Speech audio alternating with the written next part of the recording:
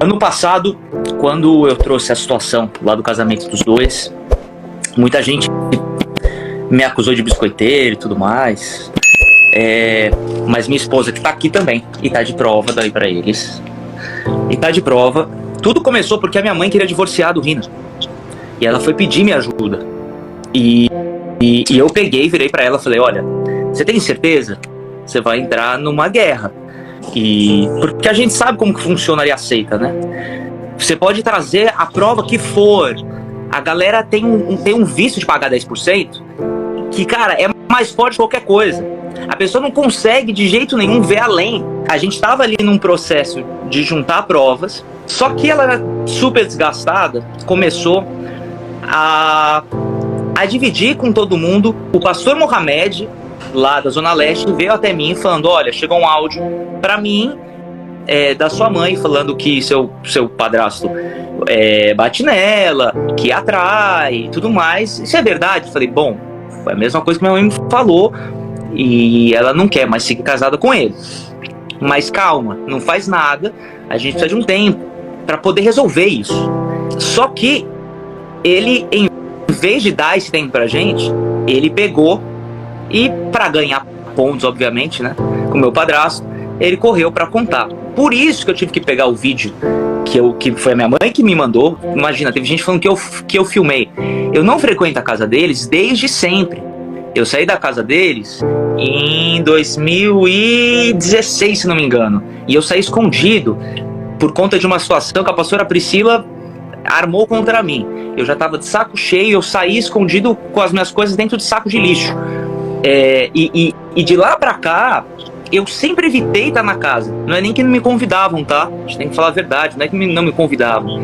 Mas é uma casa que toda vez que eu pisava, me dava asco, porque de tantas lembranças ruins que eu tinha. Foi a minha mãe que filmou e me mandou. E aí eu tive que soltar aquilo.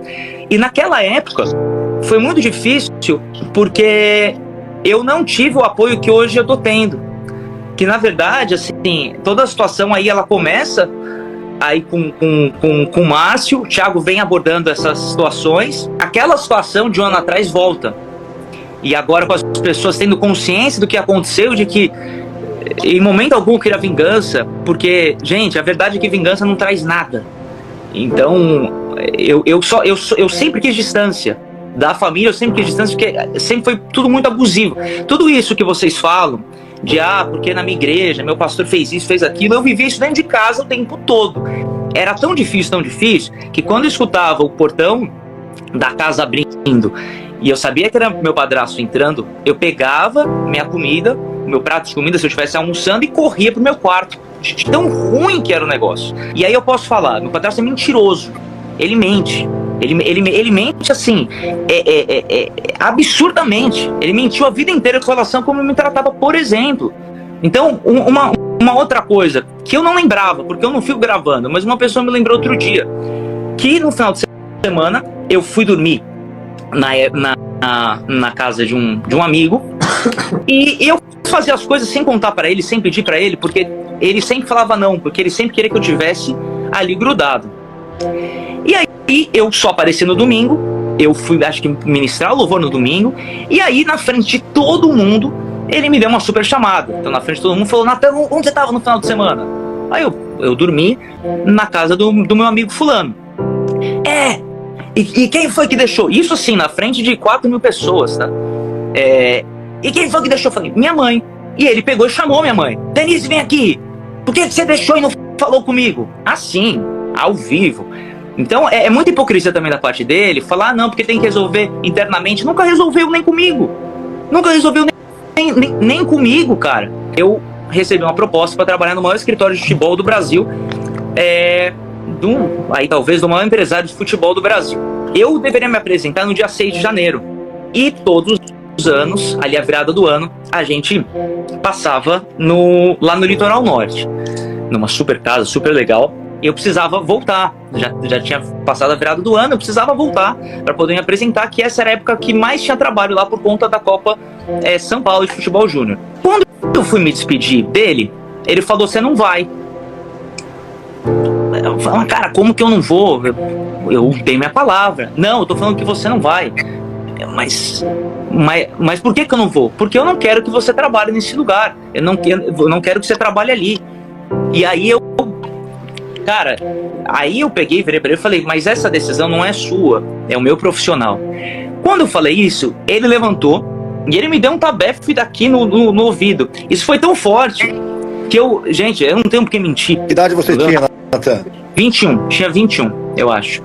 Ele me deu um tabefe no ouvido, começou a me xingar um monte, e foi tão forte que eu fiquei 1 ano sem conseguir mergulhar direito, porque entrava água no meu ouvido quando eu mergulhava. Tudo tem que estar debaixo do comando dele, sempre. Então, assim, antes disso, eu trabalhei na Câmara dos Vereadores como assessor do Eduardo Tuma, tá? Esse trabalho para ele estava ok. Por quê? Porque quem foi tecnicamente que arrumou foi ele. Quando eu falei que ia sair desse trabalho para um outro trabalho que não tinha a ver com ele, aí eu tinha saído ali da zona de comando. E isso é uma coisa que era muito forte em casa. Tudo tinha que ser sempre do jeito dele.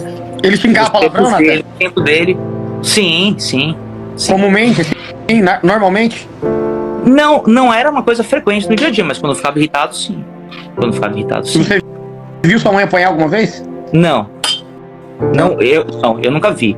Assim, de xingar e falar um monte, e tratar como escrava. Mas isso era a família toda, era eu, era ela. Então, por exemplo, a gente ia viajar, era ele na frente, andando sem nada, aí minha mãe atrás carregando as crianças e eu com todas as malas. Era sempre assim. Mas eu não falo isso com vitimismo, porque pelo menos eu tava viajando. Pô, legal, né? Mas é só pra que se entenda ali que sempre foi esse perfil. Tá, minha mulher tá aqui de prova. Amor, quando a gente viaja, por exemplo, eu deixo você carregar qualquer coisa? Não, nada. Quando, por exemplo, a gente sei lá, a gente tem que carregar qualquer tipo de coisa, eu deixo você carregar uma sacola? Não, nem quando eu chego no prédio. Então, isso nunca rolou em casa. Posso contar uma situação? Pode. Você perguntou, né, se o Natan já tinha visto ela apanhando do Rino, qualquer coisa do tipo. E eu cheguei a conviver mesmo com eles dentro de casa algumas poucas vezes. A gente chegou a passar uma temporada ali de alguns dias com eles, que foi horrível. Quando você entra na casa deles é uma coisa absurda, porque você sente um clima tão pesado. Isso não é só a gente que fala, várias pessoas já disseram isso pra gente. Você sente assim um clima maligno mesmo, uma coisa pesada, te deixa triste, te deixa pra baixo. Então é incômodo ficar ali. No primeiro dia que a gente chegou, a gente não conseguia dormir, a gente queria ir embora. E aí ele entrou com a nossa cachorra na piscina, e aí ele pediu pra Denise tirar uma foto dele com a cachorra. A Denise estava do meu lado, pegou o celular dele pra tirar, ela sem querer começou a gravar ele, ao invés de tirar foto. E aí ele falou, e aí Denise, tirou? Tira logo. E aí só que ela tava gravando, ela, ai meu Deus, não, na verdade eu gravei. Ela ficou nervosa, derrubou o celular no chão e saiu correndo. Então, tipo assim, ela tem medo dele. A gente nunca presenciou ela apanhando, mas ela morre de medo dele, isso é. Uma cultura de medo muito grande, uma cultura de medo que existe no Bola de Neve muito grande. Todo mundo morre de medo do AP. Todo mundo, né? Mas isso é uma coisa que... Quem tá na live, o Vina já gritou com você isso aí eu também sei. Essa cultura de medo e que as mulheres não podem falar, que as mulheres podem falar no culto de mulheres, mas quando tá reunido ali os pastores, as mulheres não podem falar. Não é para elas falarem. Se é absorvido, se você a mulher for famosa, uma celebridade, assim, aí pode, né? Em público. Mas quando tá naquele grupo de pastores, quem fala são os caras. Principalmente aquela galera ali da cúpula, né? Mas posso falar uma coisa, ô Sandro? Fala entre aspas, porque a reunião do conselho é uma mentira.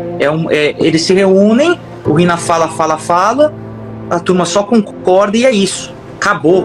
Não existe conselho.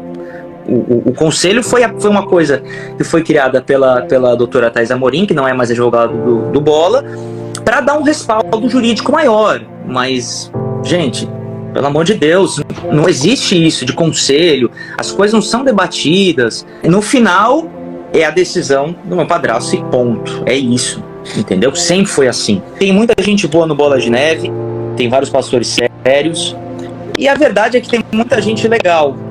Mas, hoje, eu tenho um entendimento muito claro. Se você ainda tá no Bola, você é conivente com tudo isso. Você pode não pregar sobre cultura de honra, você pode não fazer isso, você pode não judiar da galera, você pode não colocar a galera pra trabalhar de graça em cantina, mas se você é pastor do Bola, você tá aqui, você me conhece.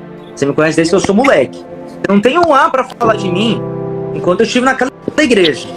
Ou seita, como queira. Não vai ter um A. Eu beijei 2 bocas da minha vida, minha ex e minha mulher. Eu nunca fiz nada que desse motivo, cara. 0. Você me conhece, talvez já tenha até pregado na sua igreja. Se você é um homem de Deus de verdade, para de ser bundão e sai.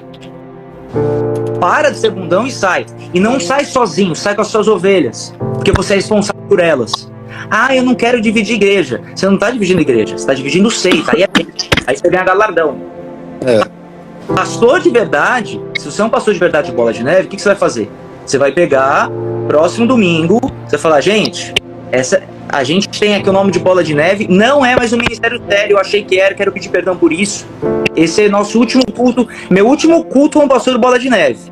Quero levar você para alguma outra coisa. Vamos. É isso que você tem que fazer. Se você for homem de Deus de verdade, senão você não é. Senão você é conivente. Para de ficar sentadinho no sofá, esperando as coisas escalonarem mais, porque é isso que vocês estão fazendo. Vocês estão esperando escalonar mais para ver se fica mais confortável de sair. Quando eu sair, também nenhum de vocês podem negar isso. Quando eu saí, eu ia ser sucessor do meu padrasto. Todo mundo sabe disso. Eu saí, quando era pastor de Orlando, eu tava numa cidade que todo mundo queria ir, vários pastores pediam por Rina para serem enviados para lá, eu tava lá. Eu larguei aquilo porque eu entendi que aquilo não era de Deus. Eu larguei aquilo porque aquilo dali eu entendi que não era bom. Então, mas o que vai ser da minha família? Porque como que eu vou me recolocar profissionalmente? Eu não vou mentir pra você. Talvez seja difícil, talvez você tome na cabeça. Mas o que é o evangelho? O que é servir a Deus? Se não é você se sacrificar em prol daquilo que é correto. Se você não é capaz de fazer isso, para de pregar. Porque as suas pregações são mentira e são hipocrisia. Para.